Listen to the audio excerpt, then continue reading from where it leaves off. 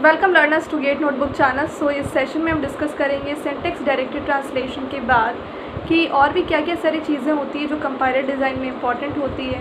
तो पहले तो हमने लेक्सिकल एनालिसिस फेज़ को पढ़ा था, फिर सिंटैक्स एनालिसिस को, सिमेंटिक एनालिसिस को जिसे एसडीटी भी कहते हैं, और अब हम फोर्थ फेज़ यानी कि इंटरमीडिएट कोड जनरेशन की बात करेंगे। तो इंटरमीडिएट कोड जनरेशन में हमें एक इंटरमीडिएट कोड मिलता है जो फ्रंट एंड से मिलता है और बैक एंड में यूज़ होता है।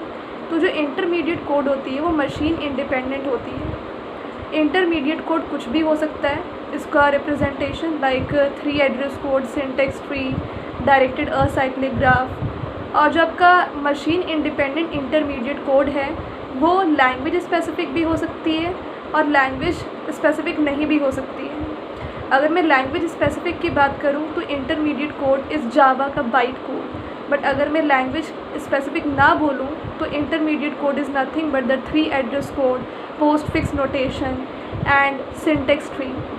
सो इंटरमीडिएट कोड को हम 3 टाइप्स से रिप्रेजेंट कर सकते हैं। एक पोस्ट फिक्स होता है, एक 3 एड्रेस कोड होता है और एक होता है आपका सिंटैक्स ट्री।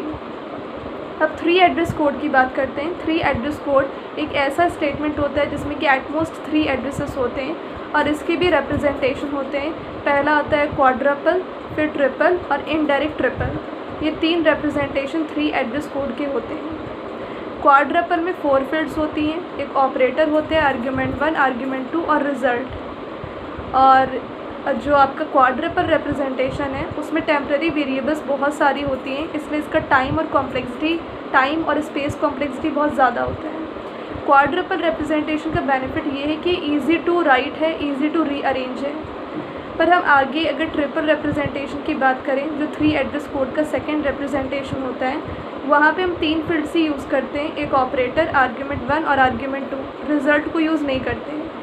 तो यहाँ पर टेम्पररी वेरिएबल ख़त्म हो जाती है, इसलिए टाइम और स्पेस कॉम्प्लेक्सिटी कम हो जाती है। और यहाँ पर ट्रिपल रिप्रेजेंटेशन में एक प्रॉब्लम पर ये बढ़ जाती है कि ये थोड़ा सा कॉम्प्लेक्स हो जाता है, बिकॉज़ यहाँ पर वो एड्रेसेस को स्टोर करता है।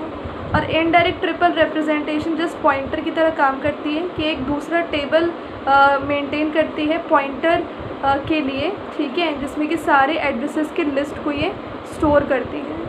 और इनडायरेक्ट ट्रिपल में भी सेम उतने ही नंबर के फील्ड होते हैं जितने कि ट्रिपल रिप्रेजेंटेशन में होते हैं। तो ये सारी चीज़ें हमने डिस्कस करनी थी इंटरमीडिएट कोड जनरेशन में, जहाँ पे इंटरमीडिएट कोड, अच्छा इंटरमीडिएट कोड होता है तो क्या प्रॉब्लम नहीं होती। अगर आप सोर्स कोड को मशीन कोड में कन्वर्ट करने के लिए इंटरमीडिएट कोड का हेल्प नहीं लेते हो तो आपको x × y कंपाइलर्स जनरेट करने पड़ेंगे, आपको n कोड ऑप्टिमाइज़र्स की ज़रूरत पड़ेगी, आपको n नंबर के कोड जनरेटर्स की ज़रूरत पड़ेगी। बट अगर आप इंटरमीडिएट कोड को यूज़ करते हो सोर्स कोड को टारगेट कोड में कन्वर्ट करने के लिए, तो आपको सिर्फ x + y कंपाइलर्स लगेंगे, ओनली 1 कोड ऑप्टिमाइज़र लगेगा। So this is the benefit of intermediate code जो हम यूज़ करते हैं फ्रंट एंड से